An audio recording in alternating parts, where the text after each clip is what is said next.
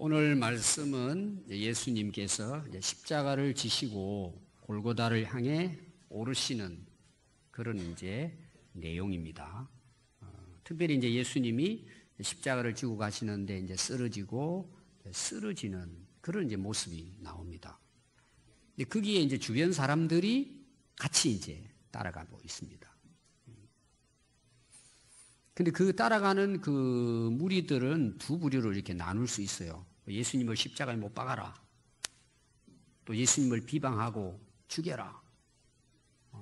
막 희롱하고 비난하고 모욕을 주고 그런 한 부류가 있습니다. 또 한 부류는 그 예수님 십자가 지시는 그 모습을 보고 또 고통하고 쓰러지는 모습을 보고 진짜 마음 아파하면서 눈물을 흘리는 부류가 있어요. 이 두 부류로 이렇게 나누어 볼 수가 있습니다.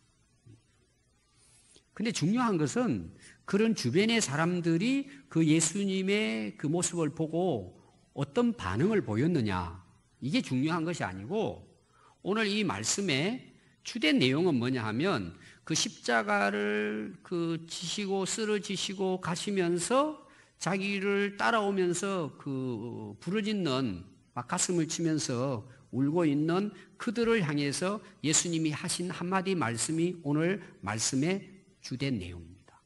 그 말씀이 오늘 제목이에요. 너희와 너희 자녀를 위해 울라. 오늘 핵심 내용은 이 내용이에요. 이게 굉장히 중요한 내용입니다. 근데 많은 분들이 이 그 구절을 읽으면서 우리 성도들도 그렇고 또 이 말씀을 가르치는 분들 가운데에서도 이걸 가지고 많이 설교를 하고 또 이걸 우리 성도들이 듣고는 야, 우리 자녀들을 위해 기도 많이 해야 되겠다. 정말 옳은 말이죠. 많이 해야죠. 정말 자녀들을 생각하면 눈물을 흘리면서 기도해야죠. 근데 이 말씀은 그런 정도의 말씀은 아니에요. 그것도 속해는 있겠지만 또 하나 내용은 여러분들이 성경을 잘 읽어보시면 항상 우리가 놓치는 부분이 있어요. 여러분들이 좋은 말씀을 듣잖아요. 또 성경을 읽어요. 놓치는 게 어떤 부분을 놓치느냐? 자기를 놓쳐버리는 거예요. 오늘도 여러분들이 이런 구절을 되게 잘 아실 거예요. 많은 또 설교도 여러분들이 인터넷이나 또 그 기독교 TV에서 많이 듣습니다. 근데 여러분 이런 말씀을 들으면서 뭘 생각하죠? 자녀를 생각해요. 가족을 생각하고. 굉장히 중요하죠. 근데 여러분 그보다 더 중요한 게 있다는 내용이에요. 오늘 예수님이 하신 말씀이 그대로 나옵니다. 자, 먼저가 누구예요? 나 자신이에요. 여러분 성경은 이 말씀을 주실 때 하나님께서 주시는 대상은 누구냐? 자녀가 아니에요. 바로 나예요, 나. 그래서 너희와 너희 자녀예요. 따라해 볼까요? 너희와 너희 자녀. 그럼 누가 먼저예요? 내가 먼저예요. 그러니까 자녀를 위해서 울기 전에 누가 먼저 울어야 된다는 거예요? 자기를 위해 울어야 된다는 내용이에요.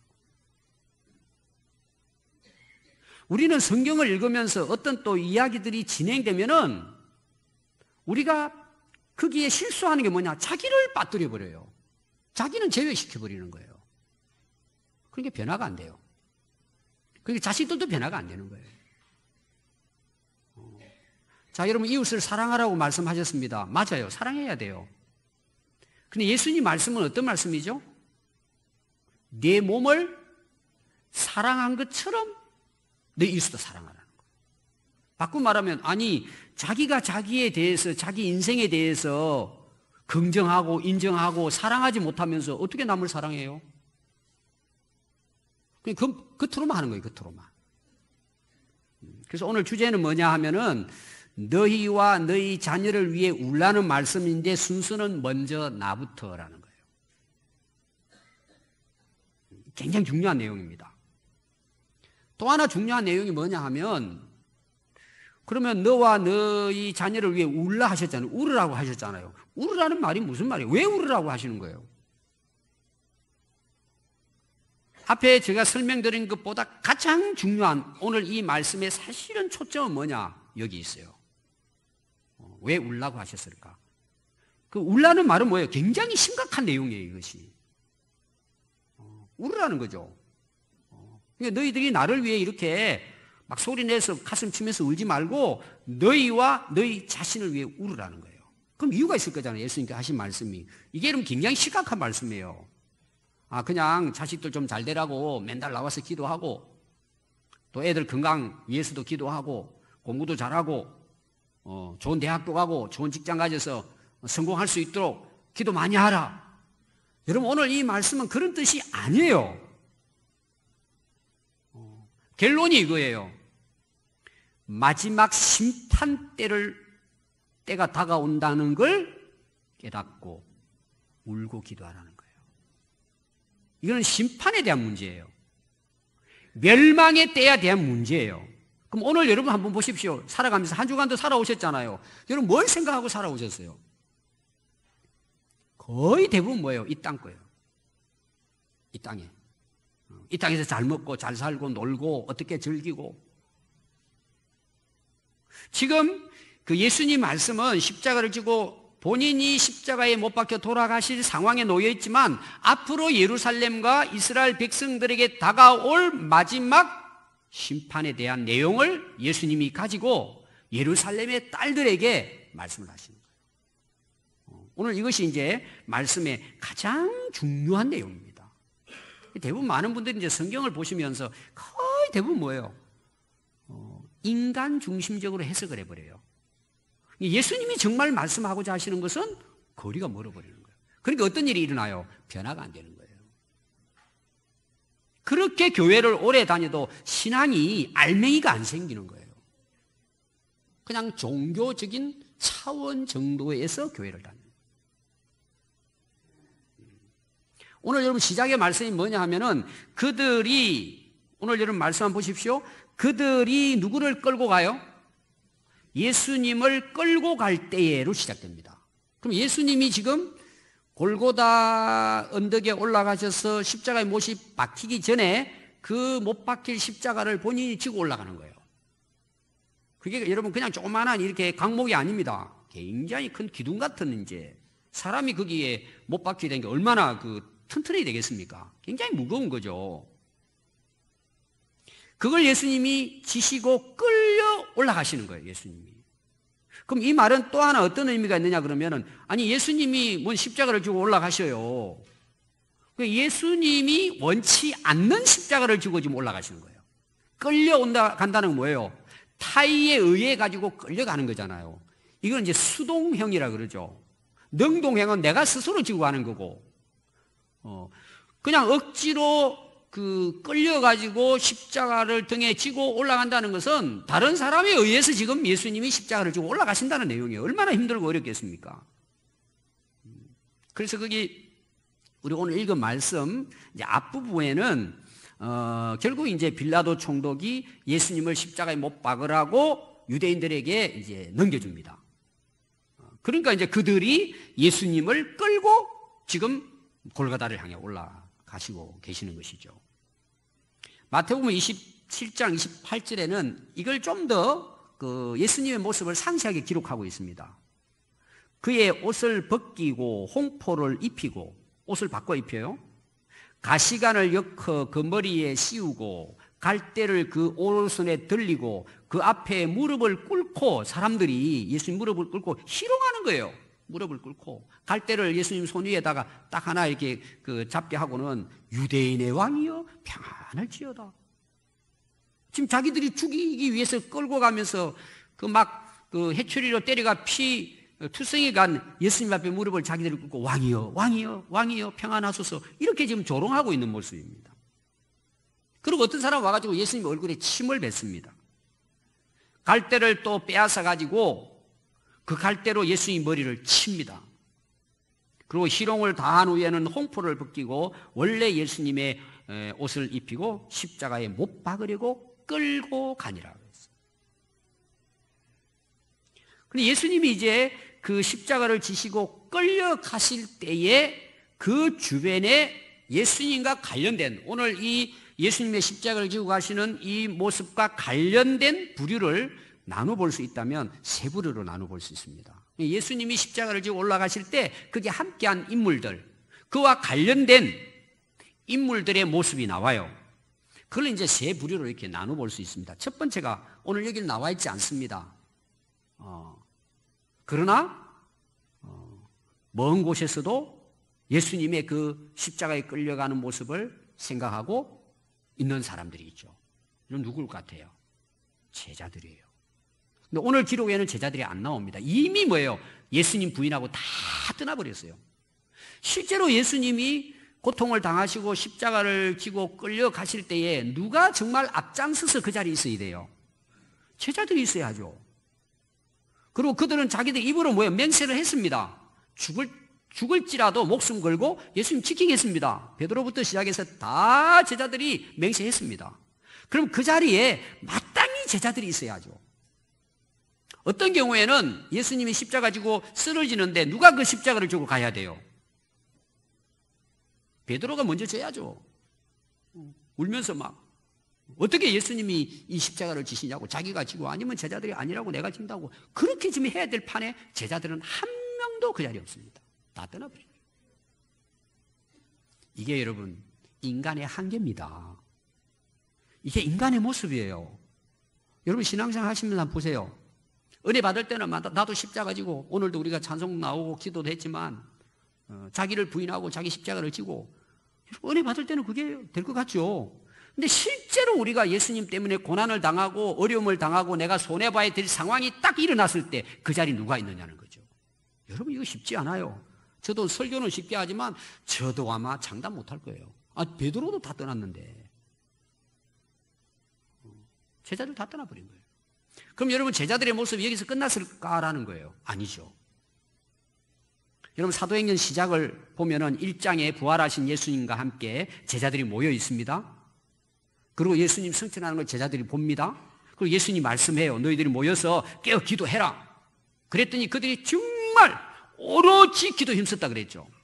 2장에 가니까 성령의 불이 임하잖아요.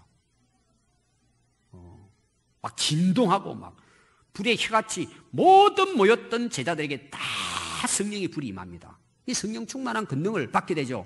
그때부터 제자들이 모여 베드로부터 시작해가지고 목숨 걸고 복음을 전하고 사도행전 역사가 이루어지고 가는 곳곳마다 교회가 탄생하고 전 세계를 향해서 복음이 증거됩니다. 그때 모든 제자들이 하나같이 복음을 전하다가 순교합니다. 위대한 사도로 하나님 앞에 아름답게 쓰임받아가 인생을 마칩니다. 그러니까 여러분 우리 인간이라고 하는 것이요 처음부터 딱 맹세하고 각오한 대로 살지 못한다는 거죠. 왜? 우리 육신이 약하기 때문에 그래요. 그러나 예수님 뭐예요? 다시 찾아오셔서 그들을 다시 세우시는 거죠. 그리고 성령의 충만함을 받았을 때 뭐예요? 그들의 사명을 다시 깨닫고 정말 그들이 고백한 대로, 전에는 내 의지였어요. 근데 사도행전은 뭐예요? 성령의 능력에 이끌려서 사도의 사명을 감당하게 되는 것입니다. 이게 이제 제자들의 모습이죠. 처음의 모습은 부끄러웠지만 뭐예요? 참 마지막 결과가 아름다웠던 이 제자들의 모습을 우리는 성경에서 볼 수가 있습니다. 또 하나 부류는 누굴까요? 오늘 나오는 한 인물입니다. 시몬입니다. 구레네 사람 시몬에 대해서 기록하고 있습니다. 26절을 보시면 그들이 예수를 끌고 갈 때에 시몬이라는 구레네 사람이 시골에서 오는 것을 붙들어 그에게 십자가를 지워 예수를 따르게 했다는 거예요. 자, 이분이 제자들은 다 도망갔는데요. 시몬이 예수님을 따랐어요. 어떻게 따랐다고요? 십자가를 지고 예수님의 십자가를 자기가 대신 지고 예수님을 따랐습니다. 근데 오늘 거기 보니까 붙들려 그랬어요. 이 말은 무슨 말인가요? 시몬이 예수님이 너무 힘들어 하시니까 나서가지고 내가 그 좀 힘 좀 센데 그 예수님이 좀 불쌍하지 않냐고 제가 대신 지겠다고 자원해서 진 게 아니라는 거죠. 붙들린 거야. 오늘 우리로 말하면 뭐예요? 정말 재수 없이 걸린 거야. 군인에게. 계속 예수님 쓰러지시니까 딱 돌아보는데 키도 크고 힘도 세 보이는 시몬이 딱 보인 거죠. 저 같은 사람은 뭐 아마 찾지도 않을 거예요. 가다 뭐 쓰러지는데 근데 막 덩치 있고 막 건장했단 말이에요. 너 이리 와. 왜 그래요? 너 이거 다시 줘. 붙들렸다는 말은 뭐예요? 도망치려고도 했다고 볼 수 있어요. 왜 내가 그걸 치냐고. 그렇게 군인들이 와, 이리 와. 그래서 여러분, 그 마태복음 27장 32절에 보면 뭐라고 기록했느냐? 억지로 지워가게 하였더라. 어떻게 지겨가게 했다고요? 억지로. 이 말은 뭐예요? 시몬이 지려고 하지 않았다는 내용이에요. 왜 내가 그걸 치냐고. 너 말 안 들어? 너 말 안 들으면 가만 안 둘 거야? 너 감옥 갈 거야? 너 죽여? 빨리 와. 그러니까 뭐예요? 싫은데 막 억지로 막 죽인다니까. 군인들이 막 협박을 하니까, 야, 이 큰일 나겠다. 저까지 뭐 저주지. 막 힘들고 어려운데 억지로 이 시몬이 지고 갔단 말이에요. 여러분, 마가복음 15장 21절에는 이 시몬이 어떤 인물인가를 좀 더 상세하게 기록하고 있습니다. 이렇게 기록해요. 마침 알렉산더와 루포의 아버지인 구레네 사람 시몬, 이렇게 나와요. 자, 거기 누가 소개됐죠? 두 아들이 소개됐습니다. 네. 그러니까 알렉산더와 루포의 아버지가 누구예요? 시몬이라는 거죠. 시몬에게는 알렉산더와 루포라는 두 아들이 있었던 거예요. 여러분, 이걸 왜 여기다가 지금 기록을 하고 있을까요? 뭔가 이게 이유가 있기 때문에 두 아들의 이름을 여기 올렸겠죠. 마가가. 이걸 나중에 이제 누가는 이제 누가복음에서 또 사도 바울은 로마서에서 이 시몬에 대해서 이야기를 합니다. 여러분, 로마서 특별히 16장 13절에 보면 주 안에서 택하심을 입은 루포가 누구의 아들이죠? 억지로 십자가를 지고 간 시몬의 아들이에요. 루포와 그의 어머니에게 문안하라. 이게 사도 바울이 지금 로마 교회에 보내는 편지 가운데, 이제 로마는 사도 바울이 마지막 복음을 전하고 그 로마 감옥에서 그 순교 당했단 말이에요. 그러니까 이제 사도 바울이 안디옥을 중심으로 해가지고 터키를 중심으로 해서 빌립보, 유럽으로 해가지고 고린도 교회 이렇게 하고 나중에 결국 이제 그리스 로마까지 복음을 전하고 거기서 이제 옥에 갇혀서 이제 그 순교하신단 말입니다. 그러니까 로마 교인들에게 이제 로마서 말씀을 전하면서 마지막 부분에 사도 바울이 자기를 도와서 동력한 사람들의 인물을 전부 다 소개합니다. 거기에 한 40여 명이 나와요. 그 중에 누가 나오느냐 하면은 오늘 여기 택하심을 입은 루포, 시몬의 아들 루포예요. 그리고 그의 어머니가 나와요. 그러면 이거는 시몬의 아내예요. 그러니까 그 당시 로마 교회에 아주 훌륭한 지도자가 누구냐? 루포입니다. 굉장히 훌륭한 지도자가 됐습니다. 그런데 이 사도 바울이 그의 어머니를 이야기하면서 뭐라고 이야기하냐면 그의 어머니에게 문안해라. 그의 어머니는 곧 내 어머니니라. 사도 바울이. 그러면 그 어머니, 그러니까 시몬의 아내가 사도 바울을 얼마나 극진히 돕고 섬겼느냐를 볼 수 있어요. 영적으로 내 어머니와 같은 분이야. 여러분, 그런 분들 있잖아요. 나를 낳아준 부모님도 엄마도 있지만 나를 낳아준 엄마보다도 신앙적으로, 영적으로 나를 길러서 세워서 나를 자식처럼 들려준 영적 어머니들이 있어요. 그런 분들이 많습니다. 옛날에 그런 이제 그 교회에 진짜 훌륭한 엄마들이 많이 계셨습니다.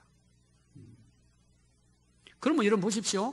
이 시몬이 억지로 자기가 원치 않았는데 막 괜히 붙들려 가지고 그래도 끝까지 골고다 산까지 억지로 그 십자가를 시몬이 지고 올라갔습니다. 그게 이제 거리가 얼마나 될지는 모르겠어요. 우리가 이제 되게 그 예루살렘에 가면은 그 예수님 그 골고다 언덕까지에 쭉 그 예수님이 가시다가 첫 번째 쓰러지고 뭐 이런 내용들을 이제 그 길마다 표시를 한 게 있어요. 그 마지막까지 십자가 지고 올라가면 약간 언덕 빠지죠. 그럼 시몬이 그 십자가를 지고 가면서 이제 다른 문헌에는 약간 이제 시몬에 대한 그런 그 부분들이 일화가 나와 있습니다. 예수님을 만났다는 거죠. 결론적으로는 그 십자가를 지면서 예수님 모습을 보고 그리고 마지막 예수님이 자기가 지고 간 그 십자가 예수님 모습 밖에 돌아가시잖아요. 그리고 그때 막 하늘이 뭐 어두워지고 성전의 휘장은 갈라지고 지진이 일어나고 이런 일들 경험 다 하잖아요. 사람들이 저분 진짜 하나님 아들이고 메시아다 그렇게 막 소리 지르고 그런 일들이 일어나잖아요. 그러면 그 예수님 십자가를 대신 지고 간 시몬의 그 감격이 어땠을 것 같아요? 이 예수님을 만났다고 보는 거죠. 그리고 돌아가서 어떻게 했을 것 같아요? 원래 유대인입니다. 이 루포가 유월절을 지키기 위해서 와가지고 지금 잘못 걸려가지고 지금 억지로 십자가 지고 갔어요. 근데 결국은 뭐예요? 자기도 그 억지로 진 십자가 때문에 예수님을 만나고 예수 믿고 구원받고, 그런 말하면 그 자녀들이 예수 믿고 구원받고 하나님의 일꾼들이 되고, 그 아내마저도 사도 바울의 영적 어머니가 제일 등조라면 굉장한 역할을 했다고 볼 수가 있어요. 여러분, 우리가 신앙생활 한번 볼까요? 여러분, 신앙생활 어떻게 해야 바르게 하는 거예요? 자원해야겠죠. 우리 스스로 자원해서 해야 되잖아요. 자원해서. 그걸 하나님이 기뻐하시죠. 그럼 여러분이 실제로 지금까지 신앙생활에 오시면서 내가 지금 마음이 진짜 우러나가지고 진심으로 자원하는 마음으로 정말 기쁨으로 하신 적이 많습니까? 아니면 하지 못해서 그냥 집사니까, 권사, 장로, 목사니까 어쩔 수 없이 그냥 체면상 할 때 있어요, 없어요? 우리 성도들 참 훌륭하시네요. 그렇게 생각해 본 적이 없으시네요. 자, 제가 아이들 한번 예를 들어보겠습니다. 오늘도 이제 아이들을 일찍 깨워서 예배 드리러 와야 되잖아요. 주일입니다. 예배 드리러 가자고 깨우면 아이들의 반응이 어때요? 예, 어머니 알겠습니다. 그리고 일어나서 머리 감고 막 빗질해가지고 아침 먹고 다 준비해서 미리 예배당에 애들이 갑니까? 이불 뒤집어 쓰고 조금만 있다 일어날게. 그래도 그 애들은 굉장히 착한 애들이에요. 일어난다니까. 말도 안 하고 그냥 문 딱 잠가버리는 애들도 있어요. 그럼 또 어떻게 해요? 그래도 내가 교회 직분을 갖고 있는데 애들이 안 가면 선생님들이 그래도 창피하잖아요. 이게 막 억지로 깨워가지고 가기 싫은 애를 그냥 한바탕 또 하고, 그럴 때가 많아요. 애들이 자원해서 일어나가지고 예배 드리러 갈 때가 많아요. 또 말이 없으시네. 어때요, 여러분들 자녀들이? 이제 어릴 때부터 쭉 억지로 예배 드리러 오는 애들이 많습니다. 그렇게 해서 꾸역꾸역 와가지고 뒷자리에 앉아가 졸고 있어요. 근데 여러분, 그 애들이 나중에 가서 어떻게 되죠? 일꾼이 돼요. 자, 남편들 한번 볼까요? 오늘도 이제 남편들 아내의 손에 끌려서 오신 분도 있을 거예요. 오늘 진짜 어디 놀러 가고 싶은데 아내가 또 그냥 오늘 교회 가자니까 막 그래 알아서 그럼 밥 먹고 점심 먹고 가자 뭐 이렇게 해가지고는 막 억지로 끌려와가지고 지금 이 자리에 앉아 있는 거예요. 그럼 여러분 마음이 어떨 것 같아요? 예배 빨리 끝나기를 바라고 목사님 설교 언제 끝나나 이것만 생각하고 있어요. 그래도 주일날 어쩔 수 없이 가족의 평화를 위해 오는 거야, 교회를. 그냥 억지로 다니는 거죠. 그러다가 예수님 만나는 거예요. 여러분, 우리 교회도 하는 봉사일이 많죠. 식당 봉사도 하셔야 되고, 뭐 청소도 하셔야 되고, 또 우리 그 뭐 교사나 찬양대나 여러분 참 수고 많이 하시죠. 여러분 진짜 기쁨으로 자원해가지고 미리 와가지고 준비해가지고 하는 분들이 많습니까? 막 10분, 20분 늦고 전화해야 어떻게 한 달에 한두 번 나오고 막 셀 리더가 어떻게 해가지고 이렇게 해야 나오고, 그 자기가 또 나와가지고 자기가 대단한 또 위시를 하면서 뭐 나왔다는 식으로 그렇게 신앙생활 하는 사람 많습니다. 또 청소시켜 놓으면요 입이 막 이렇게 나와요.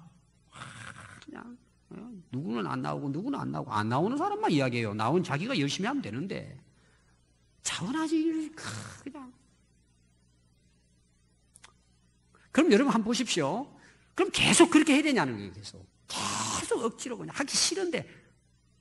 오늘 제가 이야기 드리려고 하는 것은 그걸 뛰어넘어야 된다는 지금 이야기를 여러분들이 드리고 싶은 거예요. 언제까지 신앙생활을 그렇게 하겠냐 이거죠. 어쩔 수 없이 마지못해서 억지로. 어차피 할 거 여러분 기분 좋게 감사함으로 즐겁게 할 수 있지 않습니까?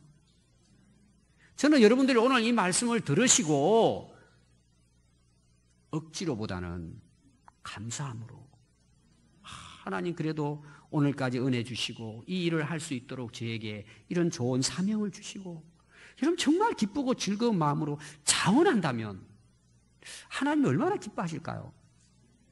저는 이거 한 단계 좀 올라갔으면 좋겠어요. 아멘.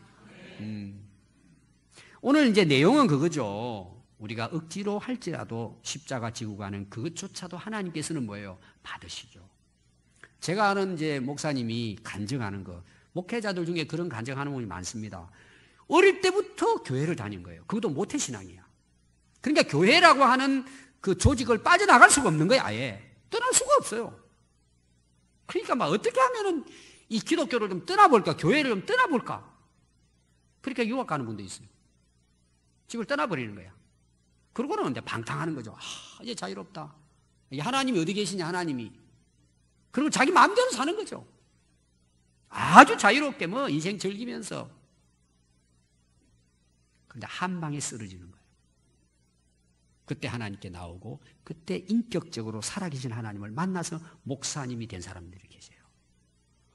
여러분, CCC 옛날 대표였던 김중곤 목사님, 아주 여러분 대단한 분입니다. 세계적으로 그분은.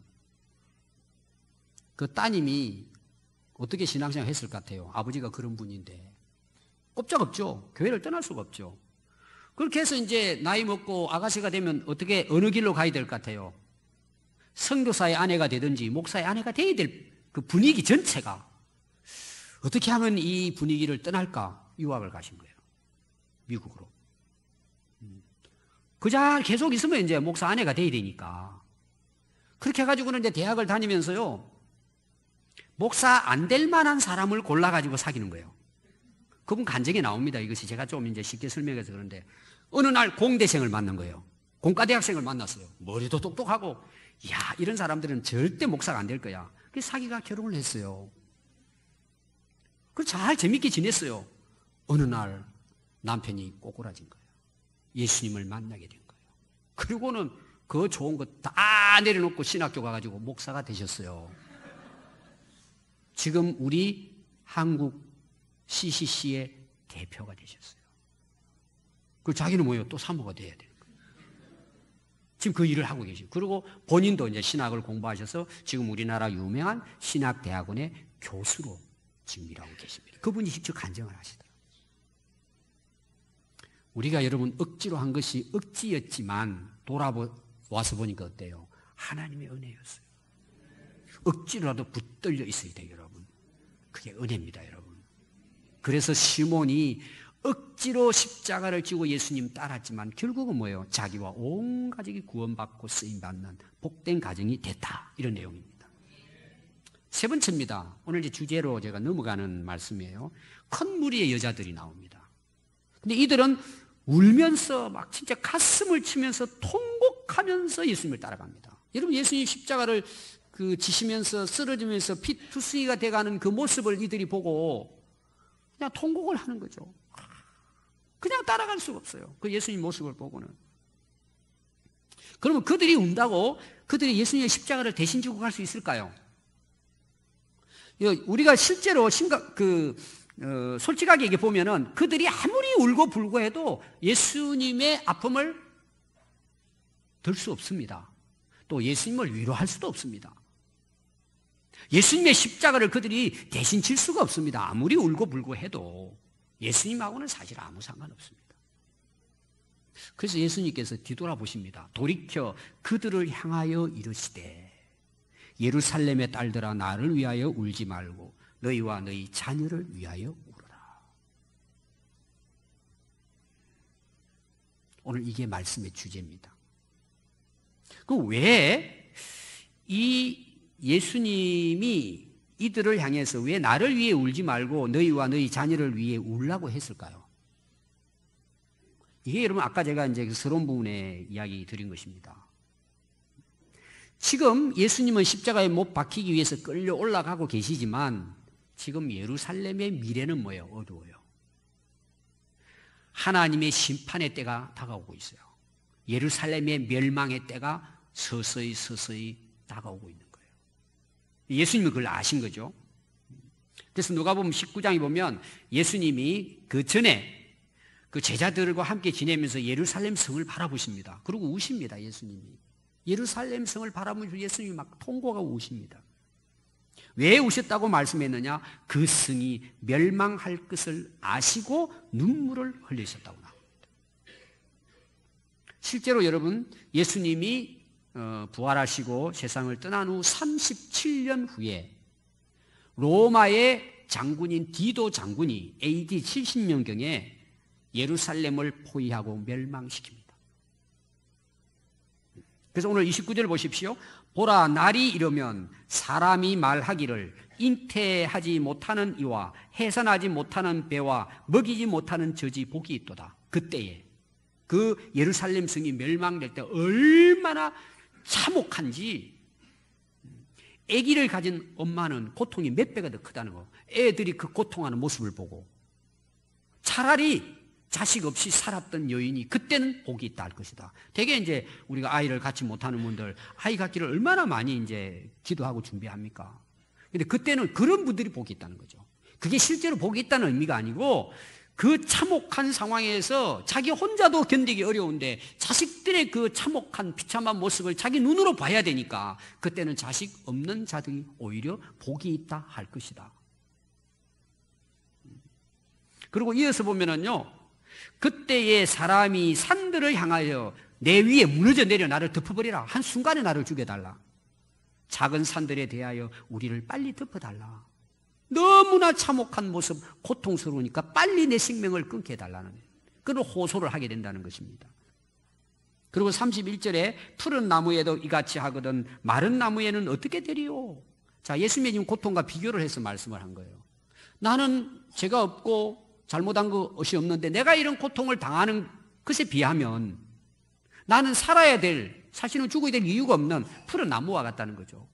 근데 예루살렘은 하나님이 그 멸망시킬 죄악으로 지금 가득 탄 예루살렘 성이 된 것을 죽은 나무, 마른 나무에 비유한 거죠. 그들이 불에 탈 때는 얼마나 잘 타겠냐 이거죠. 그것이 예루살렘의 멸망에 대해서 예수님께서 하신 말씀입니다. 그래서 AD 70년에 로마의 디도 장군이 대군을 이끌고 로마에서부터 돌격해서 예루살렘 성을 이제 포위합니다. 몇 년 동안을 포위하느냐 하면 2년 동안을 포위합니다. 그러니까 이 디도 장군의 그 전술이 뭐냐 하면은요, 로마 군인이 피 안 흘리고 예루살렘을 함락시키는 전략을 세운 거예요. 너무 강하게 유대인들이 막 그 반박을 하니까 싸우려고 하니까 그렇게 해야 우리도 피해가 크니까 아예 그냥 포위를 해서 완전히 출입을 막아버리는 거예요. 그리고 2년 동안을 가는 겁니다. 그럼 여러분 보세요. 2년 동안 안에 갇혀버렸어요. 나오지도 들어가지도 못. 자, 농사 지을 수 없어요. 또 만약에 물이 없으면 죽잖아요. 그렇게 해서 굶어서 몇 명이 죽느냐. 그 2년 동안에 그 로마의 그 군대가 포위하고 다닐 때 그 먹지 못해서 2년 동안에 200만 명 이상이 죽습니다. 굶어 죽어요. 그럼 여러분 사람이 200만 명이 죽었다고 생각해 보세요. 썩어 악취가 나죠.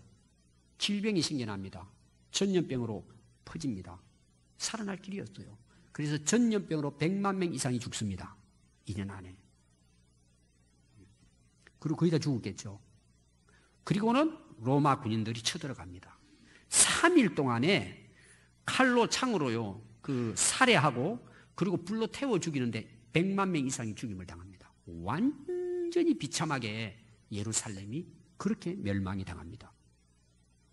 예수님이 그것을 미리 아시고 지금 너희들이 나를 위해 울 것이 아니고 너희와 너희 자녀들을 위해서 울어야 한다.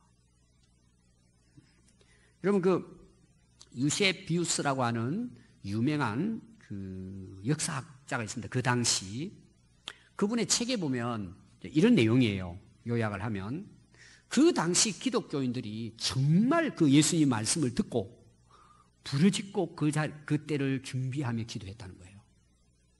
근데 하나님께서 그들에게 말씀을 주시는 거예요.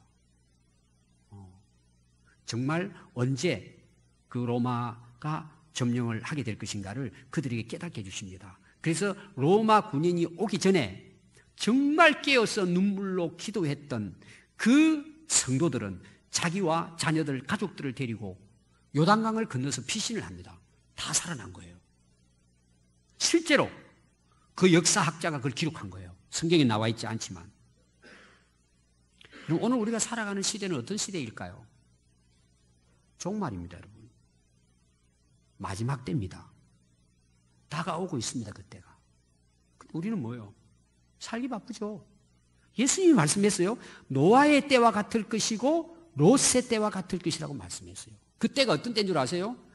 노아가 방주에 들어갈 때까지 그 당시의 사람들은 깨닫지 못했다는 거예요. 그래서 물로 다 홍수로 멸망당하기 직전까지 깨닫지 못했다는 거예요. 소돔 고모라의 유황불이 떨어져 죽을 때까지 사람들이 깨닫지 못했다는 거예요. 그래서 어떻게 살았다고요? 먹고 마시고 즐기고 집을 짓고 놀고 살았다는 거예요. 깨닫지 못했다는 거예요. 여러분, 이게 인간입니다. 여러분, 제가 지난주 한 주간 이야기 드렸잖아요. 여러분, 한 주간 동안 어떻게 살아오셨습니까? 뭘 위해 살아오셨습니까?